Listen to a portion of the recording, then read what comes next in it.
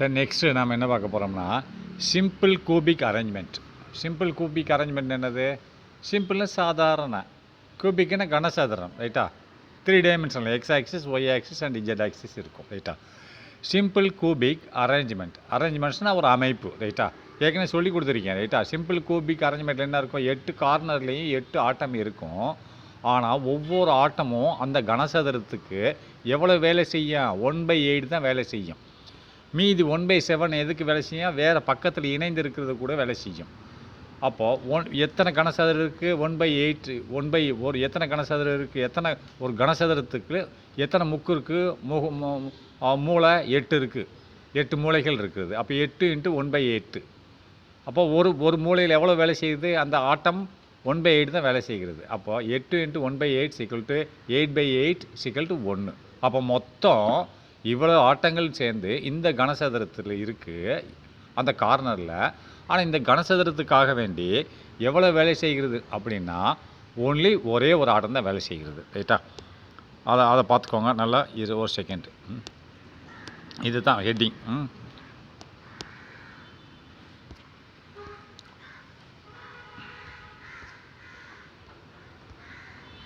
மறந்து போயிடுறேன் நான். ரைட், ஓகே, போட்டேன். சரி, ரைட். நெக்ஸ்ட்டு இதை இன்னொரு வார்த்தையிலே சொல்லலாம். சிம்பிள் கூபிக் அரேஞ்ச்மெண்ட்டுன்றது பிரிமிட்டிவ் கூபிக் அரேஞ்ச்மெண்ட்னு சொல்லலாம். பிரிமிட்டிவ்னு என்ன? ஏற்கனவே சொல்லி கொடுத்துருக்கேன். பிரிமிட்டிவில் என்னது? ஒரே ஒரு தான். இது அடிப்படை கனசதுர அரேஞ்ச்மெண்ட் அமைப்பு, அடிப்படை கனசதுர அமைப்புன்னு சொல்லலாம். இதை சிம்பிள் கூபிக் அரேஞ்ச்மெண்ட்னு சொன்னாலும் சரி, பிரிமிட்டிவ் கூபிக் அரேஞ்ச்மெண்ட் சொன்னாலும் சரி, ரெண்டு ஒன்று தான். அது அங்கே அந்த ஒரு யூனிட் செல்லுக்குள்ளே ஏகப்பட்ட ஆட்டங்கள் இருக்கிறது, ஆட்டங்களின் லேயர்கள் இருக்கிறது.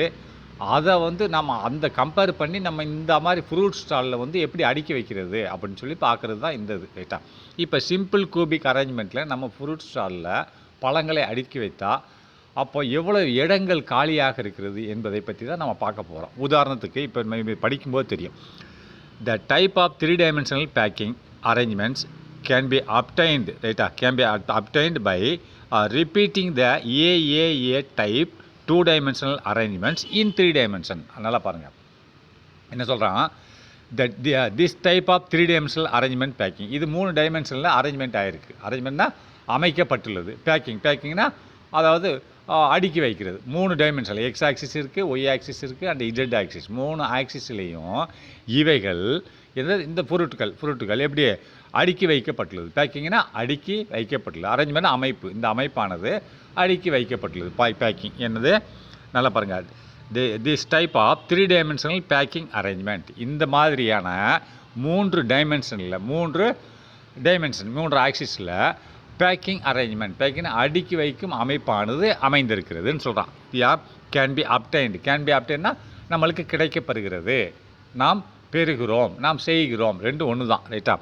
பை எப்படி செய்கிறோம் அப்படின்னா by repeating the AAA type of 2 dimensional arrangement. Repeating the AA 2 dimensional arrangement அப்படின்னா இந்த 2 dimensional X axis and Y ஆக்சிஸை ரிப்பீட் பண்ணுறோம். 2 டைமென்ஷனல் இப்போ சொல்லி கொடுத்துருக்கேன் இல்லையா? 2 டைமென்ஷனல் அப்படி இன்னொரு 2 டைமென்ஷனல், அப்படி இன்னொரு 2 டைமென்ஷனல், அதை ரிப்பீட் பண்ணி 3 டைமென்ஷனில் கொண்டு வர்றோம். அதான் சொல்கிறான். நல்லா பார்த்துக்கோங்க. பை ரிப்பீட்டிங்னா தொடர்கிறது. எப்படி தொடர்கிறது? த ஏஏ அண்டு ஏஏ டபுள், அது 2 ஆக்சிஸ். இது முதல்ல உள்ளது எக்ஸ் ஆக்சிஸ், அது ஒன்று ஒய் ஆக்சிஸ். ஏஏ அதுக்கடுத்து ஏஏ, அதாவது 2 டைமென்ஷனல். இது 2 இந்த மாதிரி ஏஏ. அப்போ 2 இது ஏஏன்றது 1 வெறும் ஏன்னு போட்டால் சிங்கிள் டைமென்ஷன், ஏஏன்னா 2 டைமென்ஷன், ரைட்டா? 2 டைமென்ஷன். அப்போ 2 டைமென்ஷன்கள் நம்ம ரிப்பீட் பண்ணுறோம். 2 டைமென்ஷனை ரிப்பீட் பண்ணி 3 டைமென்ஷன் கொண்டு வர்றோம். AA type. அப்போ இந்த டைப் எப்படி இருக்குது? 2 டைமென்ஷனல் அரேஞ்ச்மெண்ட். இந்த 2 டைமென்ஷனல் அரேஞ்ச்மெண்ட்டை எப்படி கொண்டு வர்றோம்? இன் 3 டைமென்ஷனில் கொண்டு வருகிறோம் அப்படின்னா பாருங்கள். இங்கே பாருங்கள். இப்போது இங்கே பார்த்துக்கோங்க. இந்த இருக்கு இல்லையா? இந்த படத்தை எடுத்துக்கோங்க, இந்த மொத்த படத்தையும், ரைட்டா? இப்போது சிங்கிள் டைமென்ஷன் என்னது? இதுதான் சிங்கிள் டைமென்ஷன். ஒரே ஆக்சிஸ் இருக்கும், இதுதான் சிங்கிள் டைமென்ஷன், ரைட்டா? அப்போ 2 டைமென்ஷன் என்னது? இப்படி இருக்கணும். இதுதான் 2 டைமென்ஷன். இந்த இருக்கு இல்லையா? இது எக்ஸ் ஆக்சிஸ், இது ஒய் ஆக்சிஸ், இது 2 டைமென்ஷன். 2 ஆக்சிஸ் இருக்கா? இது ஒரு டைமென்ஷன், இது ஒரு டைமென்ஷன் இருக்கா? அப்போ இஜெட் ஆக்சிஸ் என்னது? இதுதான் இஜெட் ஆக்சிஸ். இந்த மூணு ஆங்கிள். அப்போ இந்த 2 டைமென்ஷனை எக்ஸ் ஆக்சிஸ் இருக்குது, ஒய் ஆக்சிஸ் இருக்குது. இது அப்படியே இன்னொரு அடுக்க மேலே வைக்கிறேன், ரைட்டா? இன்னொரு அடுக்க மேலே வைக்கிறேன். வச்சேன்னா அப்போ 2 டைமென்ஷன், அப்போ 2 டைமென்ஷன், ரைட்டா? பிறகு 2 டைமென்ஷன். அப்படி 2 டைமென்ஷன்களை அடுக்கி வச்சுட்டே போனால் 3 டைமென்ஷன் நம்மளுக்கு கிடைக்கும். எப்படி கிடைக்கும்னு காமிக்கிறேன் பாருங்கள். இங்கே பாருங்கள், இது ஒரு எக்ஸ் ஆக்சிஸ், இது ஒரு ஒய் ஆக்சிஸ். 2 டைமென்ஷன் ஆச்சா? இது ஒரு ஆக்சிஸ், இது ஒரு ஆக்சிஸ், 2 டைமென்ஷன், ரைட்டா? இந்த 2 டைமென்ஷனை அப்படி மேலே அடுக்கி வைக்கிறேன். இந்த பாருங்கள், இது ஒரு எக்ஸ் ஆக்சிஸ், இது ஒரு ஒய் ஆக்சிஸ். அடுக்கி வைக்கிறியா? 2 டைமென்ஷனை அப்படியே ரிப்பீட் பண்ணுறேன், ரைட்டா? இங்கே பாருங்கள், இது ஒரு எக்ஸ் ஆக்சிஸ், இது ஒரு ஒய் ஆக்சிஸ், ரைட்டா? இதை திரும்பி ரிப்பீட் பண்ணுறேன். 2 டைமென்ஷனல் ரிப்பீட் பண்ணிக்கிட்டே இருக்கேன். இப்போ நம்மளுக்கு 3 டைமென்ஷன் கிடச்சிருச்சா? எப்படின்னு பாருங்கள். இங்கே பாருங்கள் எப்படி கிடச்சிருச்சுன்ட்டு. இங்கே பாருங்கள், இது எக்ஸ் ஆக்சிஸ், ரைட்டா? இது ஒய் ஆக்சிஸ், இது இஜெட் ஆக்சிஸ். 3 ஆக்சிஸ் கிடச்சிருச்சா? அப்போ 3 டைமென்ஷனல். 2 டைமென்ஷனில் அடிக்கடிக்கு வச்சுட்டு அதுக்கு மேலே 2 டைமென்ஷன், அது எகன் 2 டைமென்ஷன், எகன் 2 டைமென்ஷன் அப்படி வச்சுட்டு போனால் நம்மளுக்கு என்ன கிடைக்குது? 3 டைமென்ஷனாக கிடைக்குது. அதுதான் போட்டிருக்கான். நான் திரும்பி படிக்கிறேன், பார்த்துக்கோங்க. This type of 3 dimensional packing arrangement, இந்த மூணு டைமென்ஷனில் இருக்கக்கூடிய அடுக்கி வைக்கும் அமைப்பானது கேன் பி அப்டைன்னா பெறப்படுகிறது, உண்டாக்கப்படுகிறது. இந்த இடத்துல உண்டாக்கப்படுதுன்னு போட்டுக்கோங்க. பை ரிப்பீட்டிங் எதை ரிப்பீட் பண்ணுறான்? 2 டைமென்ஷன் ரிப்பீட் பண்ணுறோம். 2 டைமென்ஷன் ரிப்பீட் பண்ணால் நமக்கு 3 டைமென்ஷன் கிடச்சிது. பை ரிப்பீட்டிங் த ஏஏனா இது ஒரு 2 டைமென்ஷன், ஏஏ, ரைட்டா? ஏஏ இருக்குது. அண்ட் இன்னொரு ஏஏ இது ஒரு 2 dimension. By repeating the AA type 2 dimensional அரேஞ்ச்மெண்ட்டை ரிப்பீட் பண்ணுறோம். ரிப்பீட் பண்ணி என்ன கிடைக்குது? இன் 3 டைமென்ஷன். 3 டைமென்ஷனில் நம்மளுக்கு 2 டைமென்ஷனை ரிப்பீட் பண்ணி நம்மளுக்கு கிடைக்குதுன்றான். அப்போ ஸ்பியர்ஸ் இன் 1 லேயர். அப்போ ஸ்பியர்ஸ்னால் இந்த ஒரு லேயரில் ஏதாவது ஒரு லேயர். இப்போ இத்தனை லேயர் இருக்கு இல்லையா, படியங்கள், ஒவ்வொரு அமைப்பு. அப்போ spheres in 1 layer sitting directly on the top of those in the previous layer அப்படின்றான். So that all the layers are identical. அப்படி நல்லா பாருங்கள். ஸ்பியர்ஸ்னால் இந்த ரவுண்டுகள், ரைட்டா? இந்த பழங்கள் ரவுண்டாக இருக்குல்ல, இதுதான் ஸ்பியர்ஸ்னால் இந்த கோலம் தான், ரைட்டா? இந்த ரவுண்டாக இருக்குது இல்லையா, சர்க்கிள் மாதிரி இருக்குல்ல, ஸ்பேஸ்னால் கோலம்னு சொல்கிறாங்க இல்லையா, அதான் இந்த கோலங்கள் இன் 1 லேயர், ஒரு லேயரில் இருக்கக்கூடிய கோலங்கள் சிட்டிங்னா அமைந்திருக்கிறது, டைரக்ட்லி நேரடியாக அமைந்திருக்கிறது. எப்படி? On the top of those in the previous layer. எங்கே அமைந்திருக்கிறது? ஆன் த டாப், மேலே அமைந்திருக்கிறது. எதற்கு அப்படின்னா on the of the top of those in the previous layer. இதுக்கு முன்னாடி உள்ள லேயருக்கு மேலே, டாப்புக்கு மேலே இந்த லேயர் அமைந்திருக்கிறது, ரைட்டா? அப்படின்னு சொல்கிறான். அப்போது so that all layers are identical. அதனால தான் எல்லா லேயர்களும், எல்லா படிமங்களும் ஐடென்டிக்கல், ஒரே மாதிரியாக இருக்கிறது. இது நான் வேணால் உனக்கு படத்திலே காமிக்கிறேன் பாருங்கள். அவன் சொன்னதை எப்படி அமைந்திருக்குன்னு பாருங்கள். இங்கே பாருங்கள், இது ஒரு லேயர், சரியா? இந்த கீழே உள்ளது ஒரு லேயர். அப்போ இந்த நடுவில் உள்ளது இது ஒரு லேயர் தானே, ரெண்டாவது. இப்போ 2வது லேயரை பாருங்கள், 1வது லேயருக்கு மேலே அப்படியே வச்சுருக்கான். 1வது லேயரை எப்படி இருக்கோ அதே மாதிரி, அதே பொசிஷனில் அப்படியே மேலே அடுக்கி வச்சுருக்கான். அதான் சொல்கிறேன், sit on the top of the previous layer. இந்த கீழே உள்ளது ப்ரீவியஸ், முன்னாடி உள்ள லேயரு. அதுக்கு மேலே என்னது? புது லேயர் எங்கே உட்காந்துருக்கு? அப்படியே 2வது லேயர் பாரு, அப்படியே உட்காந்துருக்கு. அதை சீட்னு அமைந்திருக்கிறது. ஆன் த டாப்னா இந்த மேலே, இந்த கீழே உள்ள லேயருக்கு மேலே அமைந்திருக்கிறது. அதை ஒரே மாதிரி டாப் அமைந்ததுனால எல்லாமே ஐடென்டிக்கல், ஒரே மாதிரியாக இருக்குது. இந்த 2வது லேயரும் 1வது லேயர் ஒரே மாதிரியாக இருக்கும். அதேமாதிரி 3வது லேயரும் ஐடென்டிக்கல், அதுக்கு மேலே அப்படியே அமைந்திருக்கிறது, ரைட்டா? அதான் போட்டிருக்கான். இங்கே பாருங்க, பார்ப்போம். ஸ்பியர்ஸ் இன் 1 லேயர், ஒரு லேயரோட ஸ்பியர், ரைட்டா? இப்போ 2வது லேயர் எடுத்துக்கிறோம், கீழே ஒன்று மேலே ஒன்று. அப்புறம் 2வது நடுவில் உள்ள லேயர், 1வது கீழே உள்ள லேயருக்கு மேலே அப்படியே வச்சுருக்காங்க, ரைட்டா? அப்போ ஸ்பியர்ஸ் இன் 1 லேயர், ஒரு லேயரில் உள்ள ஸ்பியர்ஸ் ஆனது சிட்டிங்னா அமைந்திருக்கிறது, வைக்கப்பட்டுள்ளது, டைரக்ட்லி நேரடியாக வைக்கப்பட்டுள்ளது. எப்படி? On the top of those previous layer, முன்னாடி உள்ள லேயர், அந்த அடுக்குகளுக்கு மேலே அப்படியே வைக்கப்பட்டுள்ளது. அதனால தான் so that all layers are identical, எல்லா லேயர்களும் ஒரே மாதிரியாக இருக்கிறது, ரைட்டா? அப்போது all spheres of different layers of crystals are, அதாவது எல்லா கோலங்களும், இந்த ஒவ்வொரு பந்து ஒவ்வொரு இதுதான், ரைட்டா? All spheres of different layers of crystals are perfectly aligned horizontally and vertically அப்படின்றான். அதாவது எல்லா ஸ்பியர்களும், இந்த ஒவ்வொரு குண்டையும் சொல்கிறான். All spheres of different layers, டிஃப்ரெண்ட்னா வேறு லேயர். இங்கே பாருங்கள், இது ஒரு லேயர், கீழே உள்ளது ஒரு லேயர் XY ரைட்டா. இந்த நடுவில் உள்ள ஒரு லேயர், ஒரு படிகம், மூணாவது ஒரு லேயர், எல்லாமே பெர்ஃபெக்ட்லி கச்சிதமாக அமைந்திருக்கிறது. எப்படியே ஹரிஜாண்டலாகவும் வெர்டிக்கலாகவும் ஒரே மாதிரி அமைந்திருக்கு. ஹரிஜாண்டலாக இப்படி கீழே X ஆக்சிஸ், மேலே வெர்டிக்கல் ரைட்டா, Y ஆக்சிஸ் ரைட்டா, இப்படி ரெண்டுமா அமைந்திருக்கிறது ரைட்டா. இது Z ஆக்சிஸ் ரைட்டா. எப்படி வேணாலும் 3 ஆக்சிஸ் இருக்குது ரைட்டா. ஹரிஜாண்டலாகவும் வெர்டிக்கலாகவும் பெர்ஃபெக்டாக அமைந்திருக்கிறது என்று சொல்லுகிறார்கள் ரைட்டா. All spheres of different layer, all ஸ்பியர்னால் ஒவ்வொரு பந்தும் இன் டிஃப்ரெண்ட் லேயர், மொத்தம் 3 லேயர் இருக்கு இல்லையா. அப்போ டிஃப்ரெண்ட்டில் பல லேயர்களில் உள்ள எல்லா குண்டுகளும் ஆஃப் கிறிஸ்டல்னால் இது யூனிட் செல்ன்றது கிறிஸ்டல் தானே, ஆஃப் கிறிஸ்டல் ஆர் எப்படி பெர்ஃபெக்ட்லி அலைன்டு, பெர்ஃபெக்ட்னா துல்லியமாக சமன்படுத்தப்பட்டுள்ளது, அலைன்டு சமணம் செய்யப்பட்டுள்ளது, அமைக்கப்பட்டுள்ளது ரைட்டா. எப்படி ஹாரிஜான்டலி அண்ட் ஆல்சோ வெர்டிக்கலி, ஹாரிஜான்டலாக படுக்கவசமாகவும் அதேமாதிரி செங்குத்தாகவும் பெர்ஃபெக்ட்லி அமைக்கப்பட்டுள்ளது அப்படின்றான். அப்போது ஸோ தேட் ஆகவே any unit cell of such arrangements as simple cube structure, அதாவது சொல்கிறேன் பாருங்கள், அதை என்ன சொல்கிறேன் பாருங்கள். ஸோ தட் ஆகவே எனி யூனிட் செல், எந்த விதமான யூனிட் செல், இதெல்லாம் யூனிட் செல் தான், யூனிட் செல்குள்ளே இதில் தான் இருக்குது. எந்த யூனிட் செல்லாக இருந்தாலும் சச் அரேஞ்ச்மெண்ட்ஸ், இந்த மாதிரி அமைப்பு தான் என்னது, இந்த மாதிரி அமைப்பு எப்படி இருக்கும், as a simple cubic structure தான். இதைத்தான் என்ன சொல்கிறான், இந்த மாதிரி அமைப்பு தான் ஒரு யூனிட் செல்லில் சிம்பிள் கியூபிக் ஸ்ட்ரக்சர் என்று சொல்லப்படுகிறது இந்த படத்தின் பிரகாரம், as shown in figure ரைட்டா. இங்கே பாருங்கள், நான் சொல்கிறேன் கேளுங்க. ஸோ தட் ஆகவே எனி யூனிட் செல், எந்த ஒரு யூனிட் செல்லாக இருந்தாலும் சரி, எதாவது கிறிஸ்டல் லேடிஸில் யூனிட் செல்லால் தான் கட்டப்பட்டது, செங்கல் தானே அது.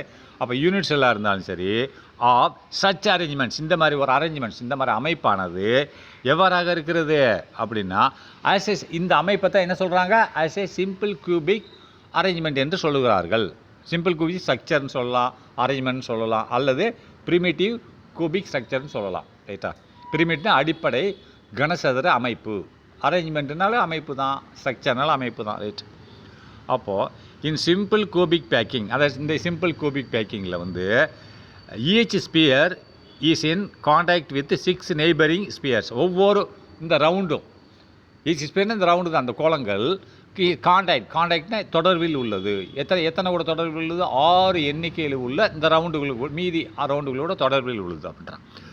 ஈச் ஸ்பியர், ஒவ்வொரு ஸ்பியரும் ஈஸ் இன் கான்டாக்ட்னா தொடர்பில் உள்ளது, வித் 6 நெய்பரிங் ஸ்பியர்ஸ், 6னா 6 அருகில் உள்ள ஸ்பியர் கூட தொடர்பில் உள்ளது. ஏன்னா இப்போ உதாரணத்தை நான் காமிக்கிறேன் பாருங்கள், எப்படி 6ன்றதை காமிக்கிறேன். இங்கே பாருங்கள், இது ஒரு குண்டு சரியா.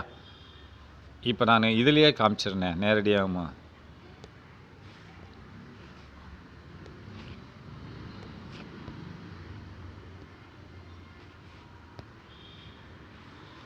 இந்த பாருங்கள், இதில் உதாரணத்துக்கு இப்போ ஏதாவது ஒன்று எடுத்துக்கோங்க, எந்த ஒரு பாலை கூட எடுத்துக்கோங்க, 6 இருக்கும் ரைட்டா. உதாரணத்துக்கு இங்கே பாருங்கள், இப்போ நடுவில் உள்ளது ஏதாவது, இந்த நடுவில் இப்போ 1 இருக்குது ரைட்டா, 1 இருக்கா.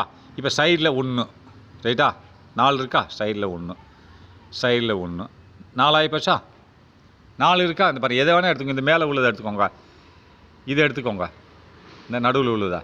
இது என்ன 4 தொடர்பு இருக்கா, இந்த லெஃப்ட்டில் 1 இருக்குது, இந்த ரைட்டில் 1 இருக்குது, இங்கே 1 இருக்குது, இங்கே 1 இருக்குது. ஆனால் இந்த கார்னரு அந்த கார்னரு தொடர்பு இல்லை, டச் பண்ணல, நடுவில் உள்ளது நல்லா பார்த்துக்கோங்க, டச் பண்ணல, இல்லை டச் பண்ணுதா, பண்ணலை. அப்போது இந்த நடுவில் உள்ளதுக்கு கீழே 1 இருக்கு, இந்த நடுவில் உள்ளது இப்போ 4 கூட டச் பண்ணியிருக்கு, இது கூட டச் பண்ணியிருக்கு, இது 1 இது 1 இது 1, 4 டச் பண்ணியிருக்கு ரைட்டா. அப்போ இதுக்கு கீழே 1 இருக்கு இல்லையா, இந்த நடுவில் உள்ளதுக்கு கீழே வந்து 1 இருக்கா, அது கூட டச் பண்ணியிருக்கு 5.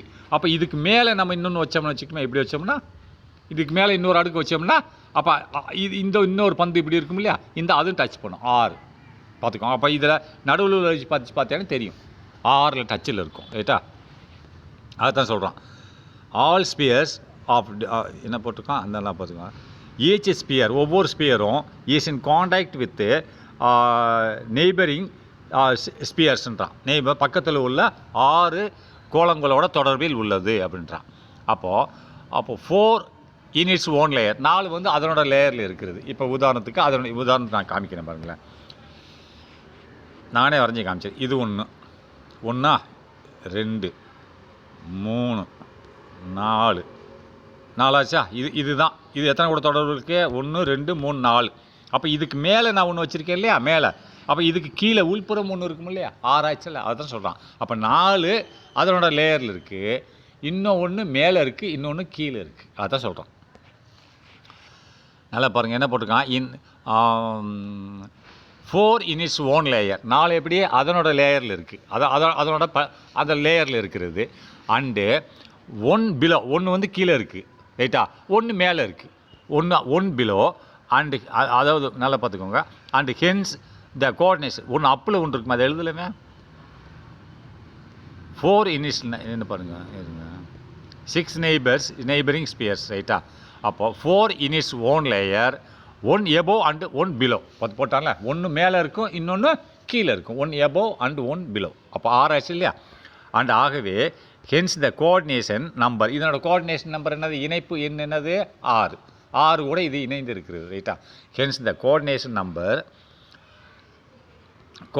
Number of simple cubic structure, அதாவது simple coordination number of the sphere in simple cubic arrangement is 6.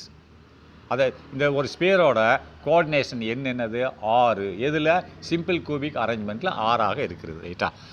இப்போது பேக்கிங் எஃபிஷியன்சி பார்ப்போம். பேக்கிங் எஃபிஷியன்சினா இதனோட அடுக்கி வைக்கும் திறன் என்னன்னு பார்ப்போம். அடுக்கி வைக்கும் திறன்னா நான் உதாரணத்துக்கு சொல்கிறேன் கேளுங்க. இப்போது இதையே எடுத்துக்கோங்க, இதில் எவ்வளோ கேப்புகள் இருக்குது பாருங்கள். இந்த கேப்புகளை வேஸ்ட்டு தானே. இப்படி கேப்போடு வச்சுருந்தீங்கன்னா அந்த கேப் பாருங்கள், இது ஒரு கேப்பு, எவ்வளோ கேப் இருக்கிறது. அப்போது கேப் இல்லாமல் அடுக்கி வைக்கணும்னா இது ஒரு கேப்பு, இது ஒரு கேப்பு, நடுவில் ஏகப்பட்ட கேப்புகள் இருக்கிறது. அப்போ கேப்புகளில் நீ கழிச்சேன்னா மொத்த இடத்துல, அதாவது இது எவ்வளோ இடத்த ஆக்கிரமிச்சு பண்ணியிருக்குன்னா மொத்த இடம், இது ஆக்கிரமிக்க பண்ணப்பட்ட இடம், கேப் உள்ளதில் கழிச்சிடணும். கழிச்சிட்டா இது எத்தனை பெர்சன்டேஜ் ஆக்குபை பண்ணியிருக்கு, அப்போ வேஸ்ட்டுன்னு சொல்லுவாங்க ரைட்டா. இங்கே வாங்க பார்ப்போம் எப்படின்ட்டு, படத்தை இதில் பார்ப்போம். எஃபிஷியன்சி, இதனோட திறன், இந்த மாதிரி அடுக்கி வச்சா இது எஃபிஷியன்சி எப்படி இருக்குன்னு பார்ப்போம். பேக்கிங் எஃபிஷியன்சினா அடுக்கி வைக்கும் திறனானது எப்படி இருக்குன்னு பார்ப்போம். தெர் இஸ் சில free space between the spheres of the single layer அப்படின்றான். ஒவ்வொரு லேயர்லேயும், சிங்கிள் லேயர்னா ஒரு 3 லேயர் வச்சு அடிக்கிருக்கான்ல, ஒவ்வொரு லேயர்லேயும் ஃப்ரீ ஸ்பேஸ் காலியான இடம் இருக்கிறது அப்படிங்கிறான். இங்கே வருங்க, there is some free space, சம்னா சில ஃப்ரீ ஸ்பேஸ் காலியான இடம் இருக்கிறது. எங்கே, பிட்வீன் த ஸ்பியர்ஸ், 2 ஸ்பியர்ஸுக்கு நடுவில் காலியான இடம் இருக்கிறது. எதில், ஆஃப் ஏ சிங்கிள் லேயர், ஒவ்வொரு சிங்கிள் லேயர்லேயும் காலியான இடம் இருக்கிறது. அப்போ எல்லா லேயர்லேயும் இருக்கும், அடுக்கி வச்சுருக்கான் இல்லையா. அது உதாரணத்துக்கு இங்கே பாருங்கள், இந்த சிங்கிள் லேயரில் எவ்வளோ இடம் காலியாக இருக்குது பாருங்கள். இங்கே பாருங்கள், இதை தான் அடுக்கி வச்சுருந்தா நடுவில் பாருங்கள், 2க்கு நடுவில் கேப் இருக்கா பாருங்கள், லேயர் இருக்குன்றது பாருங்கள் கேப்பு, இதெல்லாம் ஓட்டைகள்லாம் இருக்கு இல்லையா, அது பள்ளங்கள், இதெல்லாம் கேப்பு தான். இதைத்தானே இது இங்கே அடுக்கி வச்சுருக்கேன். இது எக்ஸு இது ஒய் ரைட்டா, இது எக்ஸு இது ஒய் ரைட்டா, அடுக்கி வச்சுருக்கான். அப்போ அந்த கேப் இருக்குது தானே செய்யும். சிங்கிள் லேயரில் இப்படி இருக்குன்னா டபுள் லேயரில் இன்னும் அதிகமாக இருக்கும், ட்ரிபிள் லேயரில் இன்னும் அதிகமாக இருக்கும். அப்போது பேக்கிங் எஃபிஷியன்சி பார்ப்போம். There is some free space between the spheres of the single layer. அப்போ அண்டு மேலும் ஸ்பியர்ஸ் ஆஃப் சக்ஸசிவ் லேயர்ஸ், அதை சொல்கிறாங்க. ஸ்பேஸ் ஆஃப் ஒரு லேயர்லேயும் காலி இடம் இருக்கும், அதுக்கு அடுத்த லேயர் மேலே வச்சுருக்கே இல்லையா, அதை சக்ஸசிவ் லேயர், அதனை தொடர்ந்து நீ வைக்கக்கூடிய லேயர்கள் 2வது லேயர் 3வது லேயர்னு வச்சுட்டு போகிறீங்களா, அதுலேயும் அந்த ஃப்ரீ ஸ்பேஸ் இருக்குன்றான். There is a free space in single layer and successive layer. சக்ஸஸ்னா அதற்கு மேலே வைக்க சக்ஸஸ் அதனை தொடர்ந்து வரக்கூடிய லேயர்கள், அப்படின்னா தொடர்ந்துனா அதற்கு மேலே வைத்து கொண்டு இருக்கக்கூடிய லேயர்கள்லேயும் ஃப்ரீ ஸ்பேஸ் இருக்குது என்று சொல்கிறார்கள் ரைட்டா. அப்போ த பெர்சன்டேஜ் இதனோட percentage of total volume occupied by these constituent ஸ்பியர்ஸ்ன்றான். அப்போ எத்தனை பெர்சன்டேஜ், இப்போ 100 மார்க் உனக்கு எக்ஸாமில், இப்போ 75 மார்க் நீ பரீட்சை எழுதுன்னு வச்சுக்கணுமே. இப்போ ஃபிசிக்ஸில் 75 மார்க் எழுதுறீங்க, 25 மார்க் ப்ராக்டிக்கல். 75 மார்க்குக்கு நீ எவ்வளோ மார்க் எடுத்திருக்க அப்படின்னு கேட்குறாங்கல்ல, அதை தான். அப்போ எவ்வளோ, 40 மார்க் எடுத்தீங்க, 40/75 × 100, 100ஆல் தானே ரேஷியோ பெர்சன்டேஜ் பார்க்கணும், 100ஆல் நீ பெருக்கணும். ஏன் பெருக்கணும், 75க்கு நீ 60 எடுத்துருக்குன்னு வச்சுக்கணுமே. 75 மார்க் மொத்த மார்க்கு 60 எடுத்திருக்கு, அப்போ 60/75 × 100. அப்போ 100% பார்க்கணும், 100ல் பெருக்கணும். அப்போ எவ்வளவு உன்னோட பெர்சன்டேஜ் எவ்வளவு, 60. ஆனால் 100ல் பெருக்குன்னா எவ்வளோ வரும், ஒரு 80 வரும்னு வச்சுக்கோயேன், 80-90 வரும். அதை தான் அந்த எவ்வளோ பெர்சன்டேஜ், அப்போ அவள் மார்க் அவ்வளோதான் ரைட்டா, புரியுதா. அவ்வளோ மார்க் அவ்வளோ பெர்சன்டேஜ், அதுதான் மீனிங் ரைட்டா. இப்போ நல்லா பாருங்கள் என்ன போட்டிருக்கான்னு பாருங்கள். The percentage of total volume, percentage சதவிகிதம் ஆஃப் டோட்டல் வால்யூம், மொத்த வால்யூம், மொத்த கொள்ளளவு, occupied by these constituent of spheres. Constituent of spheres என்னது, இந்த கோளங்கள், அமைக்கப்பட்டுள்ள கோளங்கள் எல்லாம் சேர்ந்து எவ்வளோ இடத்துல ஆக்கிரமிப்பு பண்ணியிருக்கு, அந்த எம்டி ஸ்பேஸ் போக, அதுதான் சொல்கிறான். நல்லா பாருங்க. த பெர்சன்டேஜ் சதவீதம் ஆஃப் டோட்டல் மொத்த வால்யூம்னா அந்த மொத்த இடம் வேறு, அதுக்குள்ளே எவ்வளோ நீ இந்த குண்டுகளை வச்சுருக்க, ஸ்பேர்ஸ்களை வச்சுருக்கியோ அது எவ்வளோ இடத்த பிடிச்சிருக்கு, அதுதான் சொல்கிறான். த டோட்டல் வால்யூம் ஆக்குப்பைடுனா ஆக்கிரமிக்கப்பட்டுள்ளது. யாரால்? By தீஸ்னா கன்ஸ்டிடியூண்ட் sparse. கன்ஸ்டிடியூண்ட் அதுக்குள்ளே அமைந்திருக்கக்கூடிய ஸ்பேர்ஸ், கோளங்கள், இது யூனிட் செல்லில் அமைந்திருக்கக்கூடிய கோளங்கள். ரைட்டா? எவ்வளோ இடத்த பிடிச்சிருக்கு அப்படின்னு பார்க்கணும். ரைட்டா? அப்போது கிவ்ஸ் அதுதான் கொடுக்குறது எதை, பேக்கிங் எஃபிஷியன்சி. அந்த ஸ்பியர்ஸ் தான் எவ்வளோ இடத்த பிடிச்சிருக்கோ அதுதான் என்ன சொல்கிறாங்க, பேக்கிங் எஃபிஷியன்சின்னு சொல்லுகிறார்கள். அடுக்கி வைக்கும் திறன் என்று சொல்லப்படுகிறது அப்படின்றான். ஆன் பேக்கிங் எஃபிஷியன்சியா ஆஃப் அன் அரேஞ்ச்மெண்ட், அந்த அமைப்பின் அடுக்கி வைக்கும் திறன் என்று அந்த ஸ்பியர்ஸ் எவ்வளோ இடத்த பிடிச்சிருக்கோ அதைத்தான் சொல்லுகிறார்கள். ரைட்டா? லேட்டஸ்ட் கேல்குலேட், நம்ம இதை கணக்கிடுவோம். எப்படி கணக்கிடுவோம்? த பேக்கிங் எஃபிஷியன்சி, இந்த பேக்கிங்னா அடுக்கி வைக்கும் திறனை கணக்கிடுவோம். எப்படி? எதுங்க? சிம்பிள் கூபிக் அரேஞ்ச்மெண்ட் அல்லது பிரிமிட்டிவ் கூபிக் அரேஞ்ச்மெண்ட்டில் இந்த பேக்கிங் எஃபிஷியன்சியை கணக்கிடுவோம்ன்றான். இப்போ பாருங்கள், பேக்கிங் ஃப்ராக்ஷன் அல்லது பேக்கிங் எஃபிஷியன்சி, அதை கணக்கிடும் ஃபார்முலா. பேக்கிங் எஃபிஷியன்சினாலும் ஒன்று தான், இல்லை பேக்கிங் ஃப்ராக்ஷன்னாலும் ரெண்டும் ஒன்று தான். பேக்கிங் ஃப்ராக்ஷன் அல்லது ஆர் போட்டு பேக்கிங் எஃபிஷியன்சின்னு சொல்கிறான். அது என்னது? என்ன வேணும்? மொத்தம், நான் என்ன சொன்னேன், எடுத்த மார்க்கு டிவைடட் பை மொத்த மார்க்கு இன்ட்டு 100. இதானே சொன்னேன். 75க்கு எழுதியிருக்கேன் மார்க்கு, 75 மார்க் பேப்பரு, அதில் 60 மார்க் எடுத்திருக்கேன். அப்போ 60 டிவைடட் பை 75 இன்ட்டு 100. அப்போ இந்த ஸ்பியர்கள் எவ்வளோ இடத்த பிடிச்சிருக்கு, அது போக மொத்த இடம் எவ்வளவு. இப்போ நீ 75க்கு எழுதியிருக்கேன். ரைட்டா? அப்போ 75, 60 எடுத்திருக்கேன் மார்க், 60 பை 75. அப்போ மொத்த இடம் எவ்வளவு? 75. அப்போ இப்போ மார்க் எடுத்தது 60 இன்ட்டு 100. அப்போ இந்த ஸ்பியர்ஸ்கள் எவ்வளோ இடத்த ஆக்கிரமிப்பு பண்ணியிருக்கு பை மொத்த இடம் இன்ட்டு 100, அதில் தெரிஞ்சு போயிடும். அப்போ எவ்வளோ மார்க்குன்னு தெரிஞ்சு போயிடும். ரைட்டா? அப்போ total volume occupied by spheres in a unit cell. ஒரு யூனிட் செல்லுக்குள்ளே இந்த ஸ்பியர்கள் எவ்வளோ இடத்த பிடிச்சிருக்கு அப்படின்னா டோட்டல் வால்யூம்னா கொள்ளளவு. ஆக்குப்பைடுனா ஆக்கிரமிக்கப்பட்டுள்ளது. By spheres in a unit cell. ஸ்பியர்ஸ்னு இந்த கோளங்கள், எங்கே இருக்க கோளங்கள்? இனி யூனிட் செல்லில் இருக்கக்கூடிய கோளங்கள் மொத்த ஆக்கிரமிப்பு இடம் by volume of the unit cell, மொத்தம் அந்த யூனிட் செல்லோட வால்யூம். அதை தான் 75 மார்க். ரைட்டா? நீ எடுத்தது 60 இன்ட்டு 100 போட்டால் பெர்சன்டேஜ் கிடச்சிடும். இந்த ஃபார்முலா பாருங்கள். Latest consider A Koop with an எட்ஜ்னு என்னது? ஸ்ட்ரெயிட் லைன் சொன்னார். ஜாயினிங் பாயிண்ட், ஸ்ட்ரெயிட் லைன் நேர்கோடு, 2 புள்ளிகளை இணைக்கும் நேர்கோடை தான் எட்ஜுன்னு சொல்லுவாங்க. ரைட்டா? அப்போது நல்லா பார்த்துக்கோங்க. லேட்டஸ்ட் கன்சிடர், நாம் தீர்மானம் செய்து கொள்ளுவோம். எப்படி? எ கூப்னா என்னது? கனசதுரம். அதில் வித் அன் எட்ஜ் லென்த் என்னது? ஸ்ட்ரெயிட் லைன், 2 புள்ளிகளை இணைக்கும் நேர்கோட்டோட நீளம்னு அர்த்தம். நேர்கோட்ட நீளம் ஏ என்று எடுத்துக்கொள்வோம். அஷோனின் ஃபிகர், இந்த படத்தில் காண்பிச்சு இந்த மாதிரி. ரைட்டா? இங்கே பாருங்கள் படத்தில்.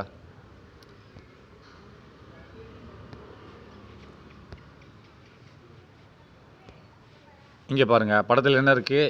இது ஒரு இது கியூப், இது வந்து யூனிட் செல்லு. இது ஒன்று இருக்கா? அப்போ 2 இருக்குது. இது ஏ, இங்கேருந்து இங்கே வரைக்கும் ஏன்னா இங்கே பாருங்கள், இது செல்லோட ஒரு போர்ஷன். மீதி செல்லு இப்படி இருக்குது. ரைட்டா? இப்படி இருக்கா ஒரு செல்லு. அந்த கார்னரில் உள்ளது கொஞ்சம் தான். இதுக்குள்ளே எவ்வளோ இருக்குது? இவ்வளோ தான் வேலை செய்யுது அந்த செல்லோட இது போர்ஷன். ஒரு செல்லு 8ன்னு சொன்னல. இப்போ 1 2 3 4, இங்கே மேலே 4 கீழே 4. இங்கே பாருங்கள் 1 2 3 4 மேலே கீழே 4 இருக்கா? அதில் இந்த இந்த யூனிட் செல்லுக்கு எவ்வளோ வேலை செய்ய போர்ஷன்? இவ்வளோ போர்ஷன் தான் வேலை செய்கிறது. ரைட்டா? அப்போ இது ஒரு கார்னர். அப்போ இந்த கார்னரில் உள்ளது இவ்வளோ தான் வேலை செய்கிறது. ரைட்டா? இவ்வளோ தான் வேலை செய்கிறது. அப்போ ஒவ்வொரு கார்னரில் இவ்வளோ, மீதி இந்த போர்ஷனில் வேறு யூனிட்டில் வேலை செய்கிறது. அப்போ இது 1/8ன்னு சொல்லுவாங்க. ரைட்டா? இப்போ பாருங்கள், இப்போ இந்த 2, இது ஒரு கார்னர். ரைட்டா? இது ஒரு கார்னர். ரைட்டா? அப்போ இந்த 2க்கு இந்த ஒரு நேர்கோடு இணைக்குது. அதனோட டிஸ்டன்ஸ் என்னது? ஏ. 2 புள்ளிகளுக்கு நடுவில் உள்ள 2 இந்த முக்கு அந்த முக்குக்கு உள்ள இடைப்பட்ட தூரம் ஏ. அப்போ ரேடியஸ்ன்றதே இதுக்கு நடுவில் உள்ளது, ரைட்டா? ரெண்டுக்கு நடுவில் உள்ளது ரேடியஸ். எப்படின்னு பாருங்கள். இப்போ இது ஒரு ஆட்டம், இந்த இருக்கு இல்லையா, இது ஒரு ஆட்டம். அதில் காவாசி. அப்போ இங்கேருந்து இங்கே வரைக்கும் ரேடியஸ், இந்த ஆட்டத்தோட ரேடியஸ். அப்போ இங்கேருந்து இங்கே வரைக்கும் ரேடியஸ். அப்போ 2 ரேடியஸ் சேர்ந்தது ஒரு ஏ, ரைட்டா? 2 ரேடியஸ் நீங்கள் பாருங்கள். இது ஒரு ஆட்டத்தோட ரேடியஸு, இது ஒரு ஆட்டத்தோட ரேடியஸு. அப்போது ஆர் ப்ளஸ் ஆர் 2r = ஏ. இந்த புள்ளிக்கு நடுவில் உள்ள டிஸ்டன்ஸ் எட்ஜ் அப்படின்ட்டான். அங்கே போட்டிருக்கான பாருங்கள். அதாவது consider a cube with an edge length. ஒரு எட்ஜுனா ஸ்ட்ரெயிட் லைன். இது 2 புள்ளிகளுக்கு 2 அந்த கோணம், அந்த அது 4 8 இருக்குல்ல, 8 முக்கோணம் அந்த இது இருக்குல்ல, இப்போ எட்ஜு முகப்பு இருக்கு இல்லையா, அந்த ஒவ்வொரு முகப்புக்குள்ள தூரங்கள் எட்ஜ் லென்த் ஏ என்ற அதுக்கு எட்ஜ் லென்த் ஸ்ட்ரெயிட் லைனில் ஏன்னு நம்ம குறிப்பிடுகிறோம். ஆஷோனின் ஃபிகர், ரைட்டா?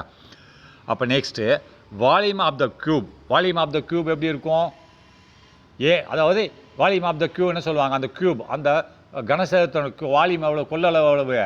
X into y into z தானே. 3 பெருக்கணும் இல்லையா? எக்ஸ் ஆக்சிஸில் எவ்வளோ தூரம், ஒய் ஆக்சிஸில் எவ்வளோ தூரம், இஜெட் ஆக்சிஸில் எவ்வளோ தூரம் பெருக்கணும். இங்கே எப்படி 3 பக்கமும் அளவு சேம். எக்ஸ்லேயும் ஏ தான் டிஸ்டன்ஸு, ஒய்யிலையும் ஏ தான் டிஸ்டன்ஸு, இஜெட்லேயும் ஏ தான் டிஸ்டன்ஸ். அதாவது நம்ம 2 டைமென்ஷனில் ஏரியா பார்க்கணும்னா x axis into y axis, ரைட்டா? க்யூப் ஒரு கனசதுரத்துக்கு ஏரியா பார்க்கணும்னா, கொள்ளளவு பார்க்கணும்னா, ஏரியாவில் கொள்ளளவு பார்க்கணும்னா x axis into y axis into z axis, ரைட்டா? இப்போ இது எல்லாத்துக்குமே ஒரே டிஸ்டன்ஸ் தான், ஏ தான். அப்போது ஏ 3 ஏ போட்டாச்சா? அப்போ என்ன போட்டிருக்கான் பாருங்கள், ஏ 3a = ஏ க்யூப், ரைட்டா? மல்டிபிள் பண்ணுறான், ப்ளஸ் போட முடியாது, ப்ளஸ் போட தான் 3a, மல்டிப்ளிகேஷன் இன்ட்டு போட்டிருக்கான். அப்போ ஏ க்யூப் வருது. இதை ஈக்குவேஷன் நம்பர் 1ன்னு போட்டுக்கோங்க. புக்கில் போடலை, நீங்கள் பின்னாடி போட மறந்துட்டான். இதை ஈக்குவேஷன் 1ன்னு எழுதிக்கோங்க, உங்கள் புக்கிலேயே எழுதிக்கோங்க, இப்போ எழுதிக்கோங்க. ஏன்னா ஃபார்முலா சப்ஸ்டியூட் பண்ணும்போது புக்கில் தப்பாக போட்டிருக்கான். ஏன்னா அதனால் இது ஈக்குவேஷன் 1ன்னு போட்டுக்கோங்க, ரைட்டா? அப்போ next let r is the radius of the sphere. இந்த சொல்லியிருக்கேன்ல ரேடியஸ் எப்படி இருக்குது, இந்த ஒரு ஆட்டத்தோட ரேடியஸ். இந்த பாருங்கள், இந்த இதில் படத்தில் பாருங்கள், ரேடியஸ் ஒரு ஆட்டத்தோட ரேடியஸ். அப்போ இன்னொரு ஆட்டத்தோட ரேடியஸ். அப்போ 2 ரேடியஸ் சேர்ந்தது தான் ஒரு ஏ. இந்த முக்குக்கும் அந்த முக்குக்கும் உள்ள தூரம், ரைட்டா? அப்போது ஆர்ன்றது ரேடியஸ் ஆஃப் த ஸ்பியர், அந்த கோளத்தின் ரேடியஸ் என்று ஆரம் என்று சொல்வார்கள். ஃப்ரம் த ஃபிகர்லேருந்து ஏ = 2r தானே, 2 ரேடியஸ், இதனோட ரேடியஸ் அதனோட ரேடியஸ், 2 ஆட்டமும் சேர்ந்து இருக்கிறது, ரைட்டா? அப்போது ஆர் = a/2. நல்லா பார்த்துக்கோங்க. இப்போ வாங்க, இப்போ நெக்ஸ்ட் ஃபார்முலா என்ன சொல்லுது? Volume of the sphere with radius ஆர்ன்றான். வால்யூம் ஆஃப் த ஸ்பியர் அப்படின்னா ஸ்பியரோட வால்யூம் என்ன சொல்லுவாங்க? ஃபார்முலா 4/3 πr² தானே. இது தானே உண்மையான formula. Volume of the sphere formula என்னது? 4/3 πr², ரைட்டா? அப்போது πr³ வரும், ஸ்கொயர் வராது, πr³ ரைட்டா? 4/3 πr³ வரும். ஏன்னா 3 இருக்கு இல்லையா, XYZ ஆக்சிஸ் இருக்கிறது, ரைட்டா? அப்போது 3 வரும். அப்போ r³ வரும். அப்போ இதில் நீங்கள் சப்ஸ்டியூட் பண்ணுங்கள். ஆருக்கு பதில் என்ன போட்டிருக்கோம்? a/2ன்னு கண்டுபிடிச்சிட்டோமா? அப்போ 4/3 π a/2 த ஹோல் க்யூப்னு போட்டாச்சு. அப்போ இதை நீங்கள் நெக்ஸ்ட் 4/3 π a³ இந்த 2 × 2 × 2 2 4 2 8 மேலேயும் a³ 2⁻³ 8 வந்துருச்சா? அப்போது என்ன போட்டிருக்கான் அப்படின்னா 4/a³ போட்டிருக்கான். இதை நீங்கள் கட் பண்ணிடுங்க. அந்த 4 மேலே 4 இருக்குது, கீழே 8 இருக்குது. அப்போ அந்த 4 கட் பண்ணியாச்சுன்னா கீழே 2. அப்போ 2 3 6 வந்துருச்சா? இப்போ மேலே 4 கேன்சல் ஆகிடுச்சு. இந்த 2ஆல் நம்ம 8ஆல் நம்ம கட் பண்ணிட்டோம் இல்லையா? அப்போ என்ன கிடையாது? 5a³ தான் இதனோட விலை. எது? Volume of the sphere. இப்போ நெக்ஸ்ட் வாங்க. இப்போ நம்ம இந்த இது வால்யூம் ஆஃப் த ஸ்பியர் கண்டுபிடிச்சிட்டோம். ஒரு வால்யூம் அது என்ன இருக்குது ஃபார்முலாவில்? Efficiency = volume of the sphere. ஒரு ஸ்பியர் கண்டுபிடிச்சிருக்கோம். இன்னும் நம்ம ஏகப்பட்ட ஸ்பியர் இருக்கு இல்லையா, அதோட மல்டிப்ளை பண்ணணும். நம்ம என்ன பண்ணுறோம்? 8 கார்னரில் 8 ஆட்டம் இருக்கிறது. ஆனால் ஒவ்வொரு ஆட்டமும் இந்த யூனிட்டுக்கு எவ்வளோ வேலை செய்கிறது? 1/8 தான் வேலை செய்கிறது. அப்போ மொத்தம் எத்தனை வேலை செய்கிறது? ஒரே ஒரு ஆட்டம் தான் வேலை செய்கிறது. மொத்தம் 1/8 × 8 ஆட்டம் இன்ட்டு ஒவ்வொரு ஆட்டம் எவ்வளோ வேலை செய்கிறது? 1/8. அப்போ 8/8 = 1. அப்போ ஒரு ஆட்டம் வேலை செய்யக்கூடிய திறந்தான் எல்லா ஆட்டமும் சேர்ந்து கொஞ்சம் கொஞ்சம் செய்யுது. 1/8 தான் கொடுக்குது. அப்போ 1/8 1 தான், ஒரே ஒரு ஆட்டம் தான். அப்போ மொத்த ஸ்பியரில் சேர்ந்து 1 தான் அப்படின்னு சொல்கிறான். அப்போ இனி சிம்பிள் கியூபிக் அரேஞ்ச்மெண்ட் இந்த இதில் த நம்பர் ஆஃப் எல்லா ஸ்பேரையும் கூட்டுறது ஒன்று தான் வருது நம்மளுக்கு. இந்த 8 ஸ்பேரையும் கூட்டினா ஒன்று தான் கிடைக்கும். ஏன்னா ஒவ்வொரு ஸ்பேரும் 1/8 தானே வேலை செய்கிறது. அப்போ 8 1/8 1/8 + 1/8 + 1/8 1/8 போட்டாலும் சரி, இல்லை 8 × 1/8 போட்டாலும் சரி, ஒன்று தான் உனக்கு கிடைக்கும். இவர் 8 வேலை செஞ்சு ஒரு ஆட்டம் வேலை தான் கிடைக்குது. ரைட்டா? Spears belong to a unit cell is equal to 1. அது என்ன எதுக்கு சமமாக இருக்கிறது? ஈக்குவல் டு 1 இதுக்கு. அதேமாரி நீங்கள் சென்ட்ரல் ஆட்டம் வரும்போது 2 வரும். நல்லா பார்த்துக்கோங்க. இது 1 தான் வரும். ரைட்? நல்லா பார்த்துக்கோங்க. இந்த இதை திரும்பி வேணால் படிக்கிறேன். இன் சிம்பிள் கியூபிக் அரேஞ்ச்மெண்ட்டில் த நம்பர் ஆஃப் ஸ்பியர்ஸ், அதாவது ஒரு ஸ்பியர் தான் இவ்வளவு 5/5 a³/6. இப்போ மொத்தம் எத்தனை ஸ்பியர் வேலை செய்யுதுன்னா நம்மளுக்கு ஒரு ஸ்பியர் தான் மொத்தம் வேலை செஞ்சுருக்கு இதில் சிம்பிள் கியூபிக் அரேஞ்ச்மெண்ட்டில். அதனால் 1 × இதை போட்டுக்கிற வேண்டியது. அப்போ the number of spheres belongs to the unit cell, இந்த யூனிட் செல்லில் எத்தனை ஸ்பியர்கள் இருக்கிறதுனா வேலை செய்கிறதுன்னு சொல்கிறான். இஸ் ஈக்குவல் டு 1, 1க்கு சமமாக தான் இருக்கிறது. ஏன்னா எல்லாம் 1/8 தான் பங்கு வகிக்கிறது. அப்போ 8 × 1/8 ஆட்டங்கள் வேலை செஞ்சால் கூட 8 × 1/8 தான். அப்போ 1 தான் வருகிறது. ரைட்டா? அப்போ என்ன பண்ணணும்? இப்போ total volume occupied by spheres in simple cubic unit. இந்த சிம்பிள் கியூபிக் யூனிட்டில் எல்லா ஸ்பியர்களும் சேர்ந்து எவ்வளோ இடத்த பிடிச்சிருக்கு அப்படின்னா 1 தான் சொன்னால் 1 × πa³/6 ஒரு இடத்த தான் பிடிச்சிருக்கு. ரைட்டா? அதான் போட்டிருக்கான். இப்போ நம்ம கண்டுபிடிச்சிட்டோம் மொத்த ஸ்பியர்கள் நம்மளுக்கு எவ்வளோ இடத்த கொடுத்துருக்கு, ஆக்குபை பண்ணியிருக்கு அப்படின்னா 1 × πa³/6 இதுதான் கண்டுபிடிச்சிருக்கு. இப்போது இது ஈக்குவேஷன் 2ன்னு போட்டுக்கோங்க. இப்போ நம்ம என்ன பண்ணோம்? அந்த ஃபார்முலாவில் என்ன கேட்டிருந்தோம்? டோட்டல் இந்த பாருங்க, நான் ஃபார்முலாக்கே வரேன். இல்லை ஃபார்முலா இந்த பாருங்க, மேலே படிங்க. Packing fraction or efficiency. இதில் என்ன போட்டிருக்கான்? Total volume occupied by the spheres in a unit cell. ஒரு யூனிட் செல்லில் உள்ள எல்லா ஸ்பியர்களும் எவ்வளோ இடத்தை பிடிச்சிருக்கு இது 1 divided by volume of the unit sell.